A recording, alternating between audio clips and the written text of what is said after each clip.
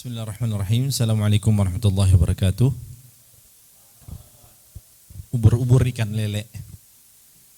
Jawab salam yang kenceng, Le. Assalamualaikum warahmatullahi wabarakatuh.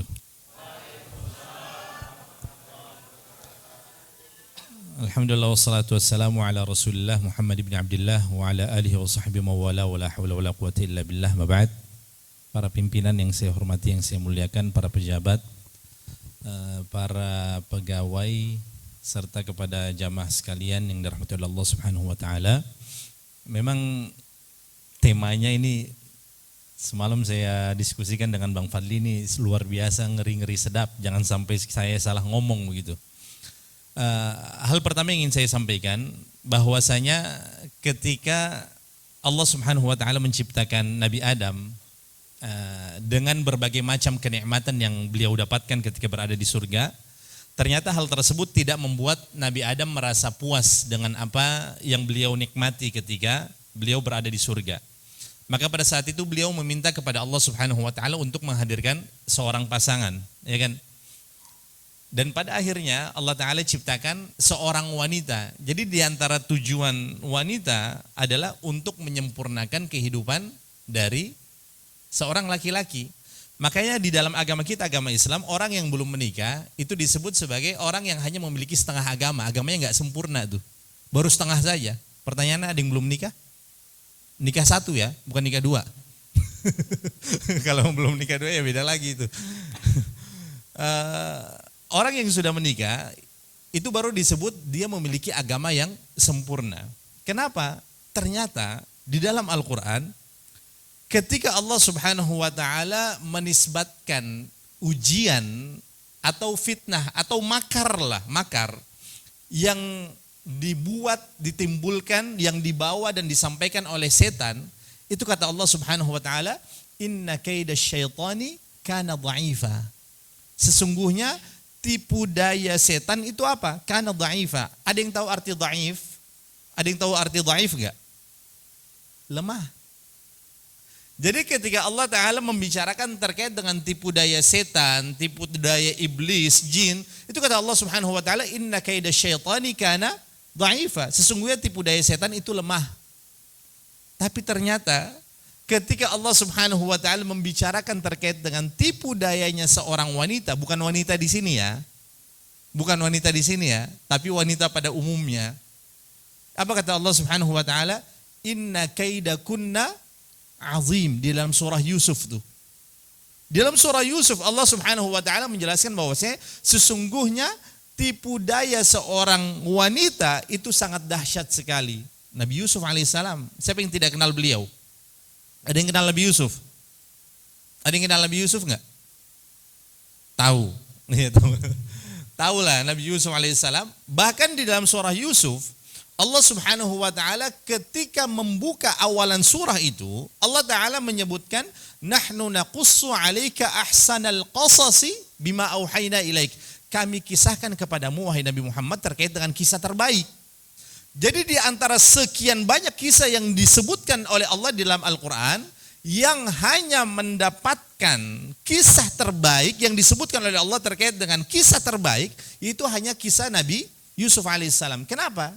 Di antara penyebab utamanya adalah bagaimana beliau selamat dari tipu dayanya seorang wanita. Ya kan? Ini kan luar biasa. Pertanyaannya, kalau seandainya kita berada di posisi Nabi Yusuf, apa yang akan terjadi? Apa yang akan terjadi?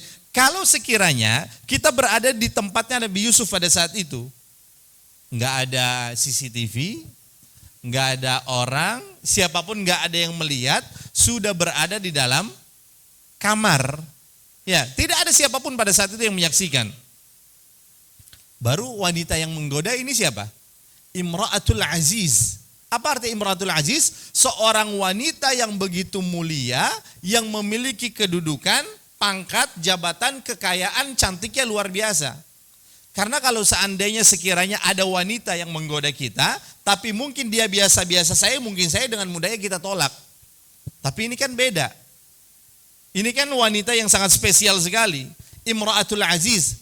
Lantas apa yang dilakukan oleh Nabi Yusuf pada saat itu? Pertanyaannya, Nabi Yusuf memiliki ketertarikan atau tidak dengan wanita itu?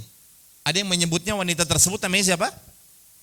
Zulaikha. Ada yang menyebutkan ya namanya lain. Pokoknya di dalam Al-Quran Allah Ta'ala menyebutkan dengan menggunakan redaksi Imra'atul Aziz, seorang wanita yang mulia. Pertanyaannya, Nabi Yusuf tertarik nggak dengan wanita itu? Tertarik ya sing? Tertarik. Karena kalau Nabi Yusuf tidak tertarik, maka ceritanya akan berbeda. Nabi Yusuf nggak normal nih. Boti kayaknya, boti kalau kata orang Ambon. Ya, atau apa? Istilahnya selain boti apa? Mama lemong enggak? Ya, istilahnya kan kalau di Ambon ya begitu ya. Boti, mama lemong, apa lagi? Mangga hisap. Ada saja ini. Ya. Itu yang akan terjadi, dan Nabi Yusuf ternyata memiliki ketertarikan yang sama. Maka saya teringat dalam sebuah redaksi hadis, Nabi pernah menjelaskan di antara 7 golongan yang mendapatkan naungan di Yaumul Mahsyar, di antaranya adalah warajulun, dan seorang laki-laki, da'athum ra'ah, dipanggil, diajak oleh seorang wanita, dzata mansabin wa jamalin, yang dia itu memiliki kecantikan, dia itu memiliki kedudukan, kekayaan, dan juga dia itu memiliki kecantikan. Dzata mansabin wa jamalin. Dan pada saat itu apabila dia mampu untuk mengatakan wa qala inni akhafullah, saya takut kepada Allah, maka orang ini berarti dia memang betul-betul lulus dari ujian. Bayangkan kalau saat ini kita berada di dalam situasi tersebut, saya yakin kita tidak akan pernah sama sekali di antara kita yang lulus dari ujian itu. Yang ada lolos, bukan lulus. Yang ada apa? Lolos, bukan lulus. Maka ternyata Nabi Yusuf alaihissalam, beliau menyebutkan pada saat itu, qala, ada yang tahu redaksi ayatnya? Qala ma'adzallah, kan? Beliau mengatakan saya berlindung kepada Allah Subhanahu wa taala. Makanya Allah Taala selamatkan beliau. Kenapa? Karena beliau memang yang ingin mempertahankan kehormatannya pada saat itu. Itu sedikit terkait dengan muqaddimah lah. Sekarang, di dalam sebuah hadis juga Nabi pernah menjelaskan bahwasanya karakter seorang wanita, ini indikasi ya, ini indikasi bahwasanya karakter seorang wanita itu biasanya dia itu senantiasa ingin selalu apa namanya? Cerita terus. Beda dengan karakter seorang laki-laki, ya.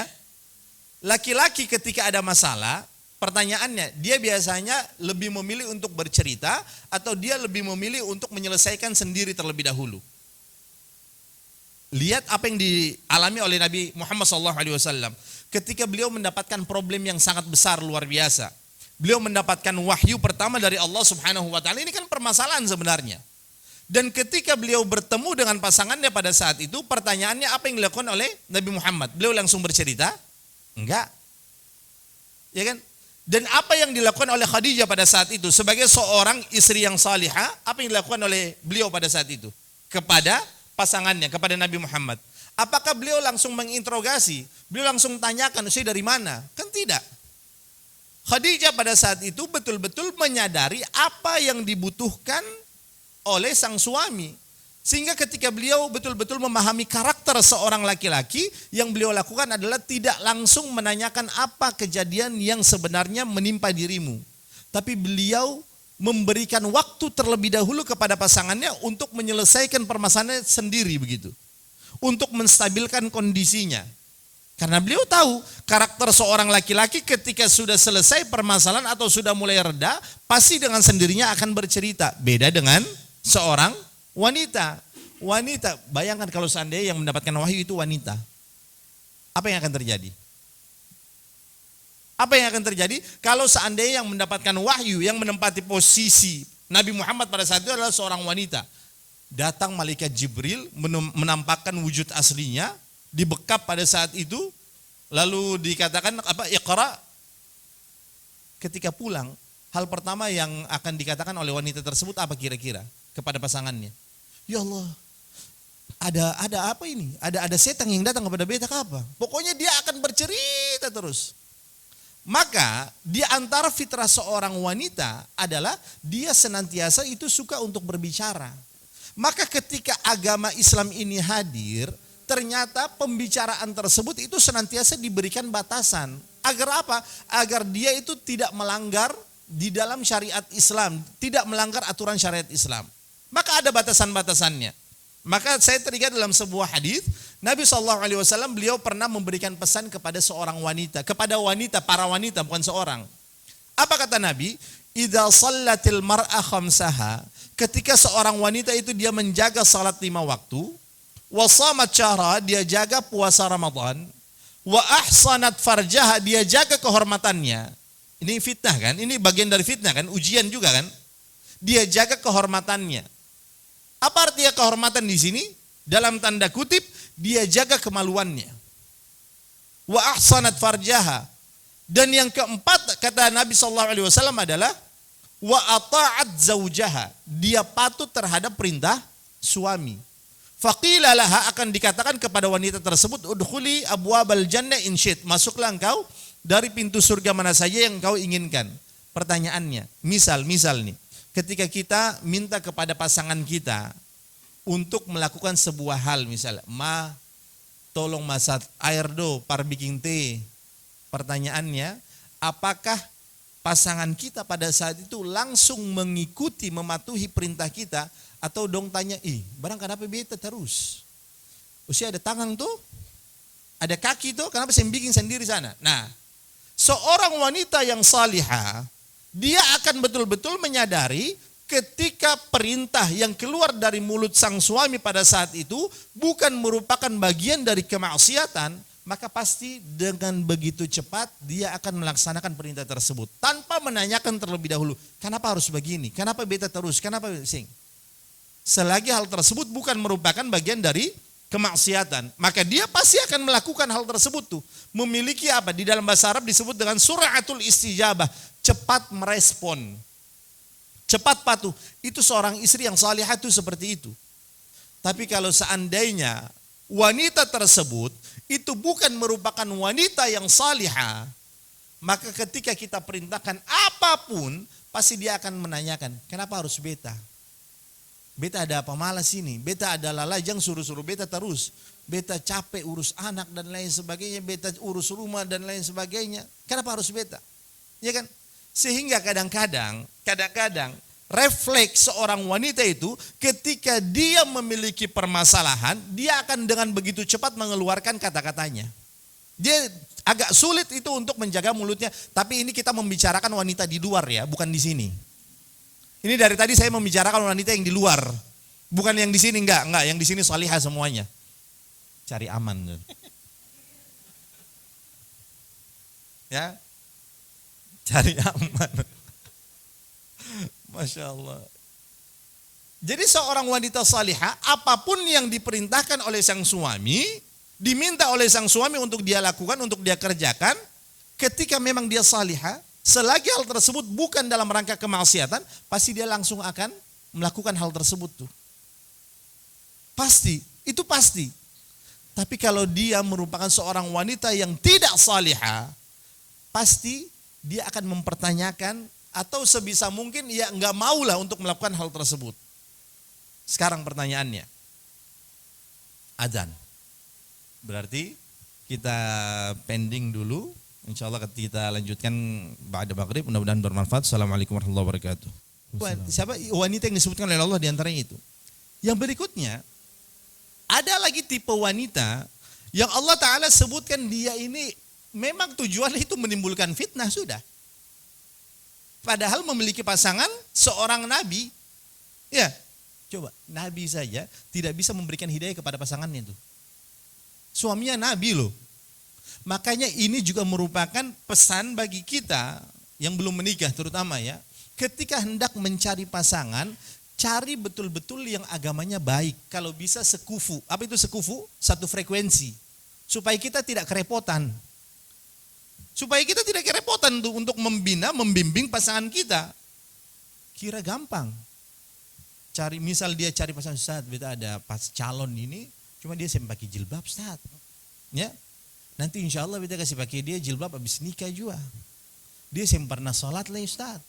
Nanti beta akan nasihati dia supaya habis nikah begini, supaya dia salat, dia simpan nama mengaji, nanti habis menikah baru beta bimbing dia mengaji. Kira gampang. Kira gampang. Atur ketumpu itu kira gampang. Menasihati, mengajak pasangan kita emangnya gampang. Sulit. Ini Nabi loh. Nabi siapa?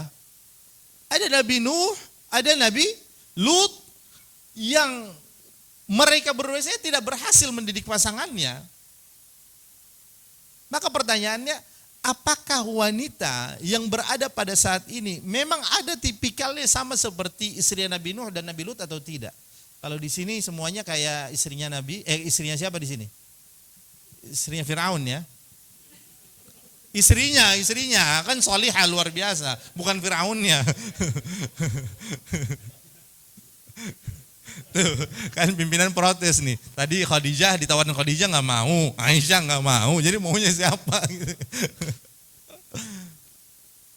Dan ketika kita lihat, ya, ada juga kan tipikal wanita yang Allah Ta'ala sebutkan, ini lebih parah lagi nih. Kelakuan suami istri sama aja nih. Siapa dia? Siapa kelakuan siapa? Dua-duanya buruk nih. Yang diabadikan oleh Allah dalam Al-Quran. Abu Lahab. Itulah. Jadi misal sang suami sudah ada niat buruk, dikomporin lagi nih sama istrinya nih. Ini kan fitnahnya berarti luar biasa. Fitnah seorang wanita luar biasa. Maka di dalam ayat yang lain misalnya Allah Ta'ala menjelaskan, Zuyyina linnasi hubbus syahwat. Syahwat pertama yang disebutkan oleh Allah siapa? Minan nisa. Ya. Yaitu dari golongan wanita. Itu luar biasa sekali fitnahnya. Dia bicara apa sih? Lihat, polisi pangkat tingkat tinggi apapun, misalnya setinggi apapun pangkatnya, itu terhadap istri tetap saja. Ya kan? Anggota manapun setinggi apapun pangkatnya, ketika berhadapan dengan istrinya tetap saja anyor. Ya. Hatta Umar bin Khattab radhiyallahu anhu. Pernah membaca kisah Umar bin Khattab atau tidak? Pernah kan? Tapi ketika Umar bin Khattab yang di luar itu misalnya, beliau disegani oleh orang-orang, bahkan setan pun itu takut terhadap beliau. Ketika beliau masuk ke dalam rumah, apa yang terjadi? Apa yang terjadi? Istrinya marah, beliau diam saja. Jadi pernah ada kisah, ada salah seorang di antara rakyatnya pada saat itu ingin mengadukan terkait dengan istrinya nih di rumah nih. Ya Allah, dia carewet, dia marah beta apa. Begitu mau masuk ke dalam rumah, di luar rumah di pintu, tiba-tiba dengar Umar itu ada marah Umar. Lalu Umar diam saja. Lalu begitu Umar bin Khattab buka pintu, ditanya, ahlan masuk. Sing jadi. Kenapa? Sing tadi beta mau sampaikan permasalahan rumah tangga nih. Ternyata bapak lagi sama. Ternyata bapak juga mendapatkan hal yang sama begitulah. Itu siapa? Umar ibn Khattab. Apa yang dikatakan oleh Umar pada saat itu? Seperti inilah saya memuliakan seorang wanita. Karena dia yang sudah menjaga anak-anakku, mengurus diriku, mengurus anak-anakku, membesarkan mereka, ya kan? Sehingga seperti inilah cara saya menghormati, menghargai pasangan saya pada saat itu. Maka sekali lagi dan terakhir mungkin ya, mau Isya belum? Oh belum, masih panjang. Cerita lagi. Jadi kenapa Allah Subhanahu wa taala mendahulukan syahwat kita terhadap wanita? Karena memang naluri seorang laki-laki itu diantaranya adalah suka memandang.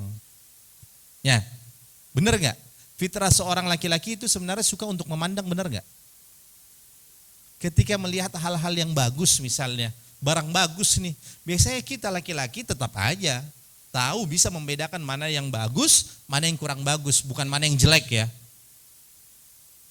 Langsung ketika bagus sedikit saja, masih begitu. Maka perintah yang Allah Ta'ala sampaikan kepada kita apa? Diperintahkan untuk apa? Ghaddul basar.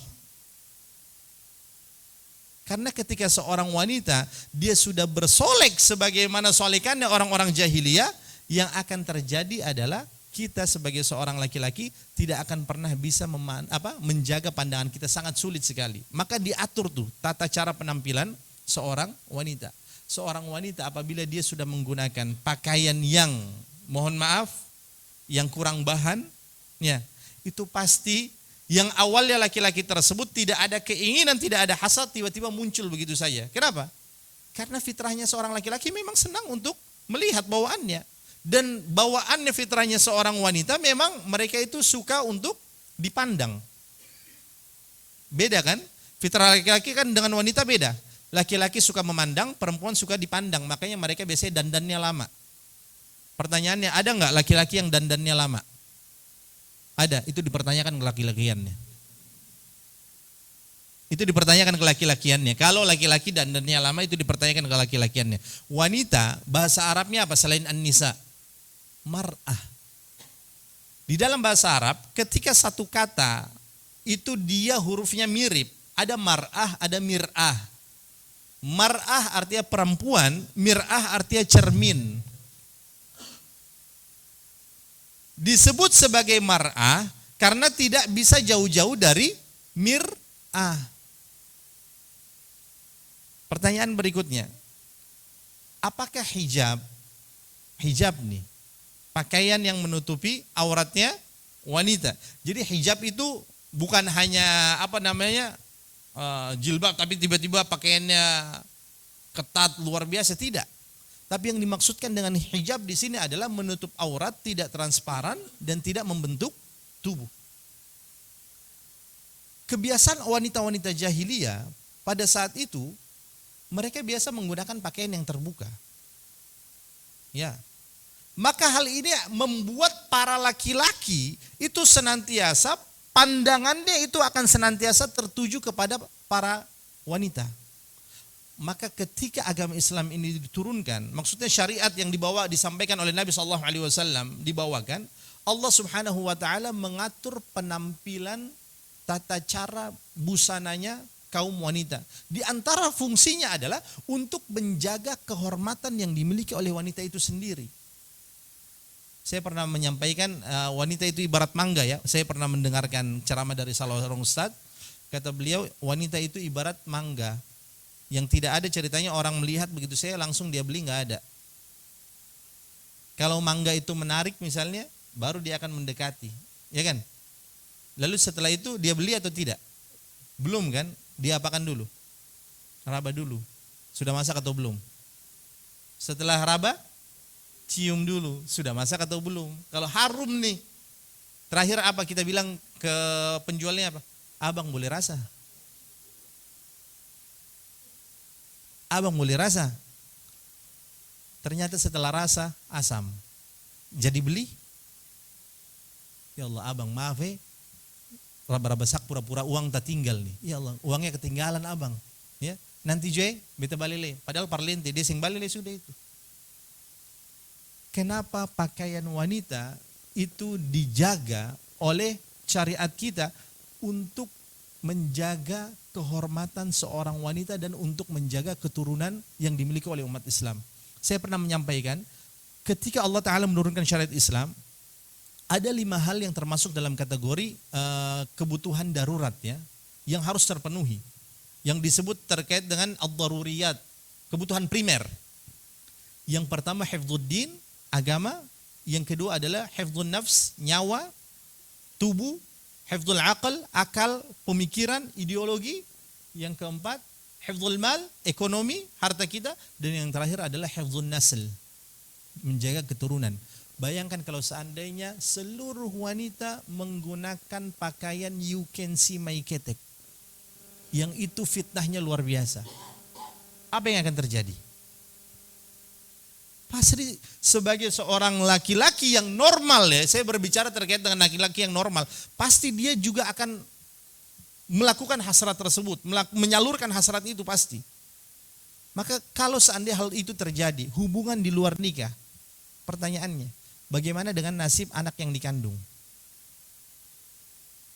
Bagaimana dengan calon keturunan-keturunan kita pada saat itu? Apakah mereka akan terlindungi? Tidak kan? Tidak kan?